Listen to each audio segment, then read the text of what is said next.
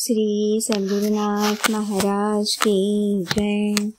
राघवेंद्र स्वामी विजयनगराचा राजा कृष्णदेवराय यांच्या दरबारात वीणा कृष्ण भट नावाचे विद्वान होते.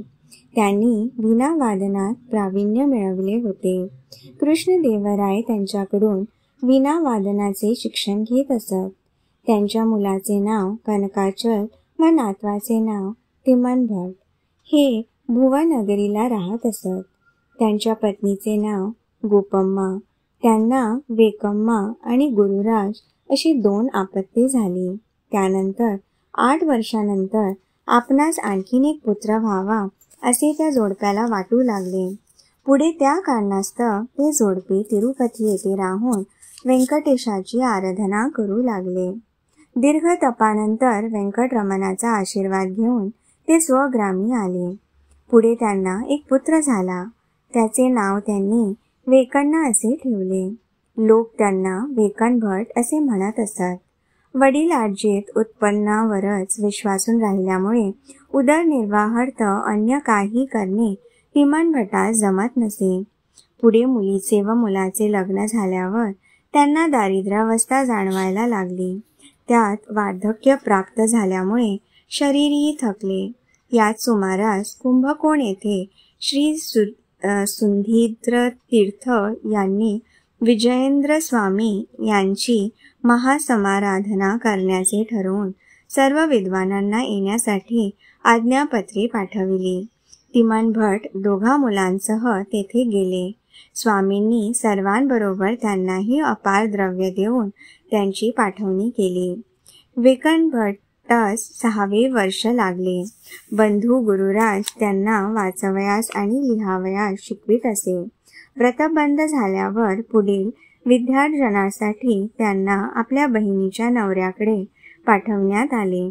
18 वर्षे सतत विद्या शिकून वेकण भट सर्व शास्त्रात निपुण झाले आणि भावाकडे येऊन वीणा वादन पण शिकले.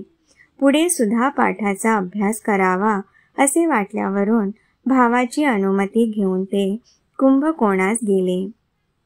वेकण भटांना पाहून स्वामींना अत्यंत आनंद झाला. इतर सर्व मुलांबरोबर वेकण भटांनाही ते सुधापाठ देऊ लागले. वेकण भट स्थितीने जसे गरीब तसे स्वभावाने पण गरीब होते. त्यामुळे इतर विद्यार्थी त्यांचा सारखा द्वेष करीत. पण ते सरळ मनाचे असल्याने सर्वांशी प्रेमाने वागत असत. त्यामुळे ते स्वामींना फार आवडत असत. वेकण भट रोज सकाळच्या प्रातःविधी आटोपला की पाठास बसत असत. जे पाठ केले ते मनन करणे, फावल्या वेळी मुलांना पाठ शिकवणे, त्या विरहित वेळ मिळाल्यास स्तुती स्तोत्रे गाणे ही त्यांची दिनचर्या होती. एके दिवशी स्वामींनी रोजच्याप्रमाणे सुधापाठ देऊन झाल्यावर त्याचा अर्थ आपण विवरून न सांगता उद्या प्रत्येकाने याचा अर्थ लिहून आणायचा असे सांगितले. त्या रात्री सर्वत्र सामसूम झाल्यावर विद्यार्थ्यापैकी कोण कोण काय काय करतात हे पाहण्यासाठी गुपचूप स्वामी निघाले. तेव्हा सर्व विद्यार्थी झोपले असून वेकण भट मात्र वाळलेली पाने जाळून त्याच्या प्रकाशात लिहित असलेले त्यांना आढळले. त्यावर स्वामी तेथून परतले. पुन्हा थोड्या वेळाने स्वामी वेकण्णाचा परामर्श घ्यायला आले तेव्हा त्यांना झोप लागली होती.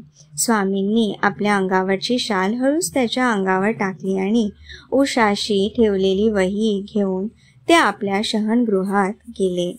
सकाळी जेव्हा वेकण्णा जागे झाले तेव्हा आपल्या उशाची वही नाही म्हणून ते खिन्न झाले. लगेच ते उठले. प्रातःविधी आटोपून स्वामींच्या पुढे शाल ठेवून त्यांनी साष्टांग नमस्कार घातला आणि मी खरोखर निरपराधी आहे. ही शाल माझ्या अंगावर कोणी टाकली हे मला माहीत नाही असे म्हणाले. त्यानंतर ही शाल तुला श्री रामचंद्र प्रभूंनी दिली आहे, ती तू घे असे म्हणून स्वामींनी ती वेकण्णा भटांच्या अंगावर टाकली आणि तू लिहिलेल्या वहीच्या पाठाच्या वेळी विचार करू असे सांगितले. त्या दिवशी पाठाच्या वेळी हजर राहण्यास वेकण भटांना उशीर झाला. आरंभापासून वेकण भटांनी असावे अशी स्वामींची इच्छा असल्यामुळे त्यांनी रोजच्याप्रमाणे पाठास आरंभ केला नाही. त्यामुळे इतर विद्यार्थी चरफडू लागले. आधीच वेकम भटांविषयी त्यांचे प्रेम नव्हते, त्यात ते एक कारण झाले. इतक्याच वेकन भट आले आणि स्वामींना नमस्कार करून उशीर झाल्याबद्दल क्षमस्व असे म्हणून ते जागेवर बसले. स्वामींनी कालच्या पाठाचा अर्थ कुणी कोणी लिहून आणला असे विचारले तेव्हा सर्वांनी मौन धारण केले. त्यावर स्वामींनी वेकन भटांनी लिहिलेले पुस्तक सर्वांना वाचून दाखविले आणि त्या पुस्तकाचे नाव परिमल असे ठेवून वेकन भटांच्या हाती दिले. त्यावर त्यांना परिमलाचार्य ही पदवी दिली. पुढे सुरींद्र तीर्थ परिमलाचार्यांना बरोबर घेऊन मुन्नूरगुडी या गावी दिग्विजयाला निघाले. तेथे बऱ्याचशा पंडितांना हरवून त्यांनी स्वामींना खुश केले. त्यानंतर ते आपल्या गावी भुवनगिरीस आले. पुढे सरस्वती नावाच्या मुलीशी त्याचे लग्न झाले. अभयंतामध्ये अप्रतिम प्रेम होते. लवकरच त्यांना लक्ष्मीनारायण नावाचा पुत्र झाला. एकदा एका न्यायाधीशाच्या घरी ब्राह्मण समाराधना होती. तेथे आचार्यांनाही आमंत्रण होते. भोजनाच्या वेळी ब्राह्मणांच्या अंगाला लावण्यासाठी तेथील पुरोहितांनी गंध उगाळून देण्यास आचार्यांना सांगितले. त्यांनी थोडेसे गंध उगाळून पुढे ठेवले. ते पाहून आणखीन थोडे उगाळा की असे पुरोहितांनी जोरात सांगितले. गरिबीमुळे वेळेवर जेवण मिळत नसे, त्यामुळे गंध उगाळायला अंगात जोर नव्हता. परंतु त्यांच्या सांगण्याला मान दिला पाहिजे म्हणून आचार्य पुन्हा गंध उगाळू लागले. त्या समयी ते अग्निसूक्त म्हणत होते. उगाळलेले गंध ब्राह्मणांनी अंगाला लावले. इतक्याच प्रत्येक जणांच्या अंगाची आग होऊ लागली. इतकेच नव्हे तर फोडही आले. ते पाहून न्यायाधीशांनी पुरोहितांकडे चौकशी केली. तेव्हा हा अग्निसूक्ताचा परिणाम असावा असे आचार्यांनी सांगितले. त्यावर न्यायाधीशांनी विचारले, यावर उपाय काय? तेव्हा पुन्हा थोडे गंध उगाळून देतो, ते लावल्यावर गार होईल असे म्हणून वेकन भटांनी वरुण सुक्त म्हणून गंध उगाळले. ते लावल्यावर सर्वांचे अंग गार झाले. हा चमत्कार पाहून सर्व वेंकट भटांना शरण आले. पुढे वेकन भटांच्या घरी चोरी होऊन घरातील सर्व सामान गेले. त्यावर पत्नीसह ते कुंभकोणास गेले. स्वामींच्या पुढे घडलेला वृत्तांत सांगताच त्यांनी त्यांना मठात राहण्याची आज्ञा केली. काही वर्षानंतर सुरींद्र स्वामींची प्रकृती बिघडली. तेव्हा त्यांनी आचार्यांना मठाधिपत्य द्यायचे असा विचार केला. एके दिवशी, काय परिमल, माझे शरीर थकत चालले आहे, तेव्हा तू मठाधिपत्य स्वीकारण्यास तयार आहेस काय? असा त्यांनी आचार्यांना प्रश्न केला. तेव्हा माझ्या अंगी ती योग्यता आहे असे मला वाटत नाही असे आचार्यांनी उत्तर दिले. त्यावर त्यांना देवाचा दृष्टांत झाला की तू मठाधिपत्य स्वीकारून माझी पूजा केली पाहिजेस. त्यानंतर मात्र त्यांच्या मनाची तयारी झाली. पण संन्यास दीक्षा घेण्यास बायको संमती देईल की नाही कोण जाणे. तिच्या पुढे ही गोष्ट सांगितली असता तिला सहन होणार नाही असे त्यांना वाटले. एकदा अभयता बोलत बसले असता ते म्हणाले, स्वामींनी आतापर्यंत आम्हाला पुष्कळ मदत केली आहे, तेव्हा त्यांची आज्ञा मला पालन करावीच लागणार. त्यांनी एक गोष्ट मला सुचविली आहे, ती करावीच लागणार.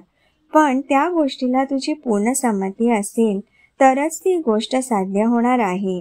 तेव्हा ती म्हणाली, स्वामींची आज्ञा पालन करण्याची तुमची पूर्ण तयारी असता मी संमती देणार नाही असे कसे होईल?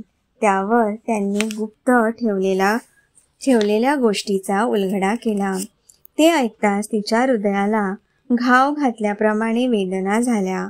पण पतीच्या मनाचा विरस होईल म्हणून तुम्हाला काय करायचे ते करा असे तिने सांगितले. त्यानंतर स्वामींनी आचार्यांना तंजाऊर येथे फाल्गुन शुद्ध द्वितीयेला संन्यास दीक्षा देऊन राघवेंद्र तीर्थ हे नाव ठेवले. पुढे थोडक्याच दिवसात स्वामींनी समाधी घेतली. पती संन्यासी झाले हे दुःख असहाय्य होऊन पत्नीने विहिरीत उडी टाकली, त्यामुळे तिला पिशाच योनी प्राप्त झाली. तपसामर्थ्याच्या योगे करून राघवेंद्रांनी पिशाच योनीतून तिला मुक्त केले. पुढे धर्मप्रचाराने तीर्थयात्रेनिमित्त ते संचाराला निघाले. उडुपीला त्यांनी बरेच दिवस मुक्काम केला. त्या अवधीत त्यांनी तंत्रदीपिका, न्यायमुक्तावली आणि चंद्रिका प्रकाश हे 3 ग्रंथ लिहिले. पुढे अनेक लोकांना अनेक प्रकारच्या रोगसंकटापासून मुक्त केले. त्यावर तुंगभद्रातीरी जिवंत समाधी घेतली. त्याचे स्मारक वृंदावन नावाने प्रसिद्ध असून त्या स्थानाला मंत्रालय असे म्हणतात.